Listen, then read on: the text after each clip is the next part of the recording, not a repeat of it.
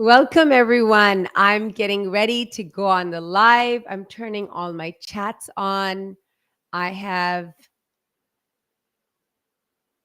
right here Instagram on as well. And I'm so excited to see you guys here. I'm so excited to be here with you.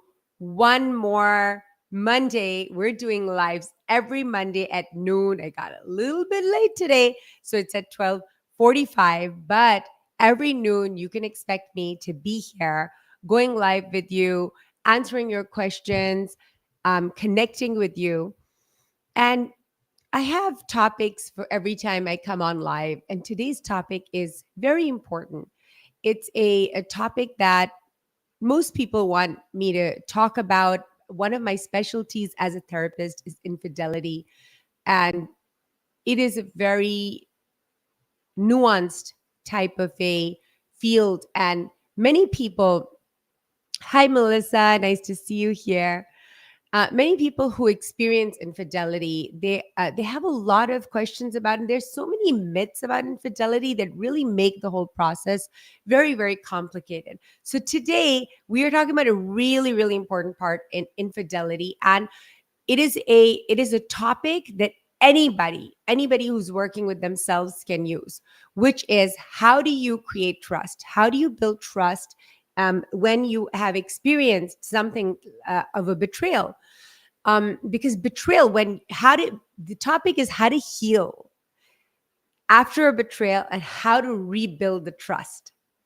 It's a very complicated thing to start to build trust when you do have a big, massive hit like infidelity. Hi, Vinay. Nice to see you here. So, betrayal changes everything. It shatters trust, it shakes your sense of safety, and it makes you question everything. But here's what most people don't tell you: healing after betrayal isn't about waiting for an apology, it's about something much deeper. And today, I'm going to show you exactly how to begin the healing process and how do you know that your healing process is something that is going to give you the result that you need. Create that unconditional safety that people want, all of us want, with trust. So there are roughly three emotional phases of healing after betrayal. I'm going to speak about that. I'm going to speak about the initial phase, which is the crisis phase. In that phase, you can't really you can't do much except just bring your level of upset and crisis down to a point where you can hear yourself, where you can feel yourself. In the crisis phase, you're going to want people to change, things to change. You would want things to happen very quickly.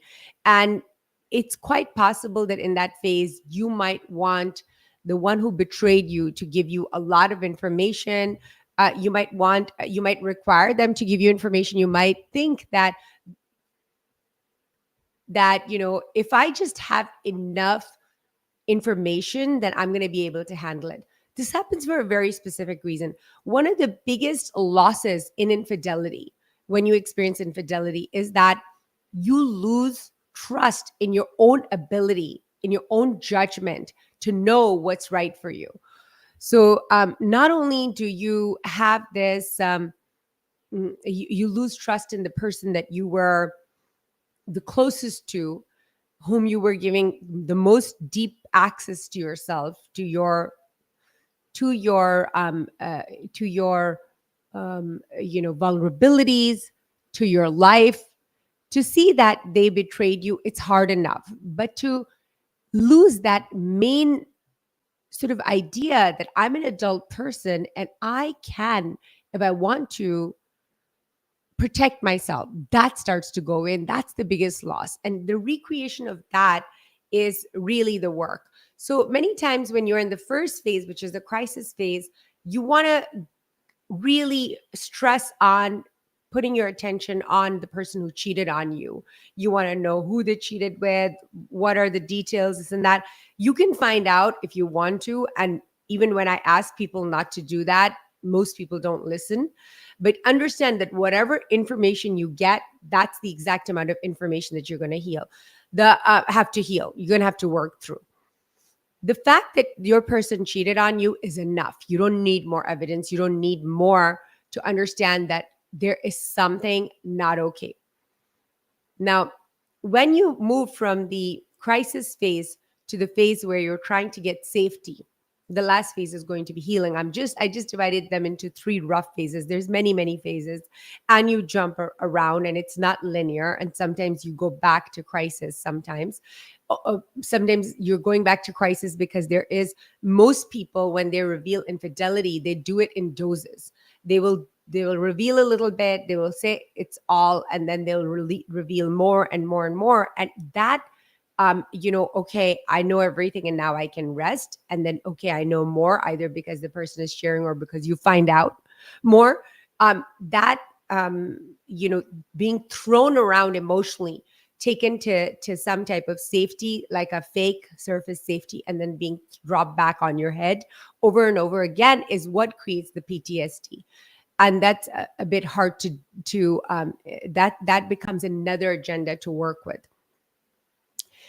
But after you are coming off of the crisis phase and you want to understand, how do I get out of this constant state of upset, this constant state of my psychological, emotional arousal, so to speak, that you are always in fight and flight, and sometimes freeze. People go into freeze a lot too, with stagnation. How do you move that? So when you want to know more, that is the time where I would have a conversation with you, and I would say to you that infidelity is only a symptom of something that needs to change. Many people, including myself, when I experienced infidelity, is that I felt that everything was fine before. And the only, I would insist, if you told me, I would insist on this. I would say the only thing that's happened now is that this person cheated and I was fine. I was totally fine before. And now this has happened only because of this incident. And I'm going to tell you that there are particular features in a person who gets cheated on, and there are particular features in a person that is cheating on you.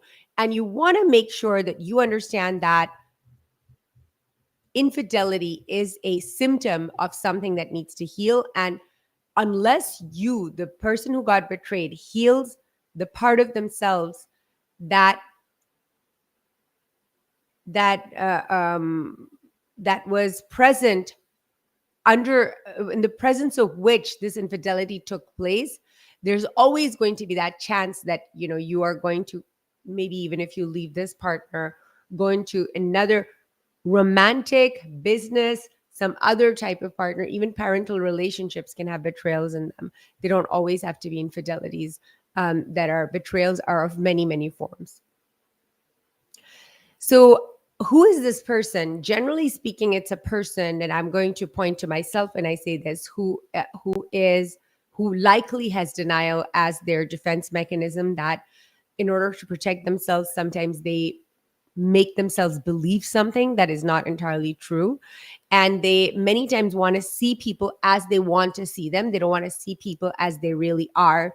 They are, generally speaking, people who want to make other people happy. They're people pleaser, and they are, generally speaking, people who appease a lot. Now, are there a subset of people who will experience betrayal where they're very strict, they're very solid in what they are? Absolutely. And many times what needs to heal in that relationship is that rigidity. Where is that inability to be who they are without the fear. Either way, in any scenario, the person who's betrayed is going to be led by fear. They're going to disregard who they really are to make themselves feel safe. Generally speaking, they are people who are using that, who are seeing signs that something is happening. They're very minute signs. Most of the time when I say meet people, they're going to say, I never knew, I just never knew. And I'm going to argue that yes, we always know. And there are little inklings that you always know. So, the most important part of my conversation with you today is about trust. And after you've been hit as deeply as you have been in the case of an infidelity or a betrayal or some type of a loss of relationship, anytime you have lost trust and you want to build trust, the kind of trust you want to build after you've gotten hurt should never be, or I don't want to use the word should, so let me rephrase that. It can never be something that they can rely on that's conditional, which means that if these 5 conditions, these 10 conditions line up, these ducks line up in a row, then I'm going to feel like I can trust you, and then I'm going to feel safe. Of course, you're looking at the other person and you're seeing if this person is even behaving in ways that are worthy of your time and attention. But if you are building, hi Fatima, hi Adnan, nice to see you here. But if you are building trust after something as big as infidelity, when you have been shaken to your core, when your trust has been shattered, there is no reason to build trust once again right now in the very beginning with another person, focusing on them. You don't want to rely on the same person who just proved to you right now that maybe they don't always think of your best interest. Maybe they do have a face in the front and the face in the back. You don't want to create a trust with someone at this moment who has proven to themselves that very recently they have not been acting in your favor. The trust that you create, the core of the trust that you create, is the trust within yourself. So trust that's created. Hi, Mavish. Nice to see you here. So the trust that is created after infidelity or a big hit like that is self-trust. And the way self-trust is, it's like, I don't know what's going to happen to me. I don't know who's going to love me and who won't. I don't know who's going to be by my side. But I know one thing for sure. What I know for sure is that no matter who loves me, who doesn't, who's with me, who isn't, I'm going to be by my side. I'm going to love me. I'm going to show up for me. I'm not going to betray myself any longer. And to make that pact with yourself, and you could begin by just saying this out, declaring this to yourself. But just like any other trust, this trust has to be built, it has to be earned, which means that when you are on the self trust journey, you are going to come across many situations where there are going to be people who love you, whom you love, who are standing for your attention, who are asking you to X yourself out so that they can have time and space in your life. And you must consistently choose yourself. You must consistently be loyal to yourself. No longer is it an option for you if you have been betrayed in any way of shape or form. It could be a financial betrayal, it could be a sexual betrayal, it could be a paternal betrayal, parental betrayal, it could be a friend betrayal. If you have been betrayed and you got really hurt, you can no longer, you can do many things. What you cannot do is that you can no longer accept betraying yourself. So no betraying yourself. You have to be loyal to yourself. It's almost like what I'm saying is that treat yourself the way you want to be treated. On a regular basis, we are going to teach other people how to treat us by the way we treat ourselves. We can say all we want, but when people are around us, they are watching us treat ourselves a certain way. And when we notice that people are treating us in a way that we don't like, the number one thing that you want to come to, that you want to assess, is that how am I treating myself? What impression have I given to this person that they think that they can treat me like that? So you want to create this self-trust. Self-trust is the primary color of trust from which all of the other trusts stem from. Is there going to be a part where you're going to either have to trust the same partner if you're staying with them, or a new partner, or yourself? Well, self is the core. So is there going to be a part where you're going to have to, yes, you are going to have to trust to a certain degree other people.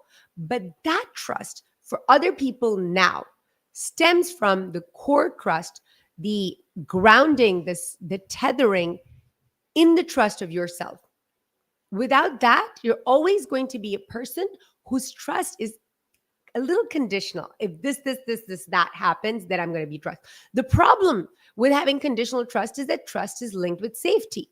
And if you're not feeling safe, which is on the bottom most foundational level of the hierarchy of needs, Maslow's hierarchy of needs, you need trust to be able to build anything in your life. If you're noticing that your life is just like spinning and you can't get it together, if you feel like it's on repeat, it's playing on repeat things that you don't want, if you notice that your life is as at a stagnation, you want to go and you want to build self-trust. You want to learn who you are without your fear, without your pain, without the betrayal. You want to relearn that. You want to regain what you lost in the betrayal, where I don't even trust myself. Maybe I'm the type of person, you're thinking to yourself, who doesn't know how to make good choices for yourself. It's not true. It's not true. And you must take the time and the attention and earn that trust back with yourself. So, a healing practice that I can leave you with, that you can begin today to regain your self of safety, is that I want you to notice your self-talk. Tune into your self-talk. If I had a magic microphone that would allow me to hear the things that you are saying to yourself, ask yourself, is what I'm saying to myself something that sounds like a boot camp counselor that is shooting orders and dictums, that is being mean and critical and judgmental? Is it the voice of somebody that I'm trying to heal from? Is it the voice of my abusers? If it is your absolute job. It is your job to heal that language. Because if you don't heal the way you speak to yourself as you're going about your day, nothing will ever change for you. Because no matter how much beauty you bring into your life, how many people begin to love you, how much luck you start having in your life, if you have a tape recorder that's embedded inside you, that's constantly playing on repeat, all of these negativities, the voices of the ones that you're healing from, the voices of the one that abused you, you don't want to give power to those voices. The best way to get back at someone, or even to take a revenge, so to speak, if this is what revenge looks like, is going to be to heal yourself in all of the places that hurt you, to cut that ball and chain off. Because when we keep staying connected to the insanities that people brought into our lives, we stay connected to them. We give pieces of our precious life force energy to them, and we feel depleted, and we are less capable of doing for ourselves what we wanted. So if betrayal has left you feeling lost, you're not alone. I want you to know you're not alone. Let me know in the comments what's the hardest part of rebuilding trust for you, because I'm going to speak about it next if you want. And if you're ready to heal, DM me the word trust, and let's talk about what your next steps are going to be. Next Monday at noon, I'm going to be talking about love versus transactions.